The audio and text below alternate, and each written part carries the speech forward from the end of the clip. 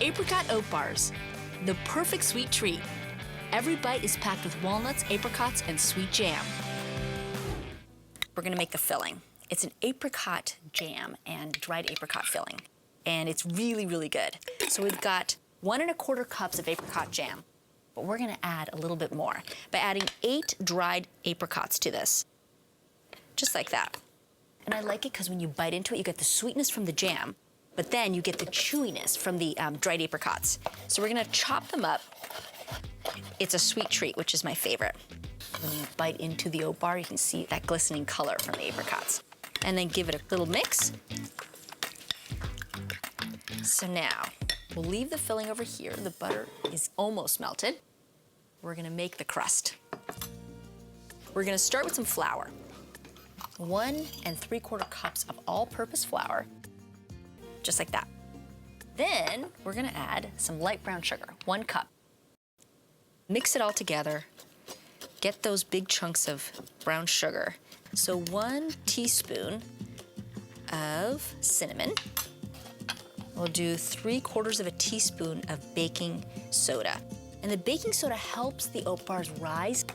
And 1 teaspoon of vanilla extract. Kind of that gourmet, sweet flavor, just a little bit. We need 1 3/4 cups of old-fashioned oats. What's great about them is they've already been steamed and then flattened, so they cook pretty quickly. 1 cup of walnuts. See that crunch? Yummy. And the butter brings it all together.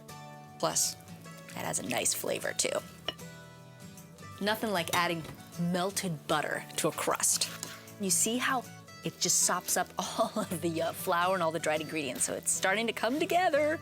All right, so one last ingredient, and that would be 1 lonely egg at room temperature. Just make sure that all of the crust is coated in a little bit of egg. It's only to keep the crust from falling apart once it's baked and you cut into it. We lay down half of the mixture on the bottom and the other half will go on the top. Excellent. Get that in there. And now I'm gonna just use my fingers to spread out the filling and see how it sticks together. That's from the butter and the egg. Now, we top it with the apricot filling and just spread the filling over the oat mixture. There we go, beautiful. Okay, and now we top it with the rest of the mixture. And use your fingers again and spread it. It's okay if there's some parts that aren't covered. So now we're gonna bake it at 350 degrees for about 30 to 35 minutes until it's light and golden brown on top.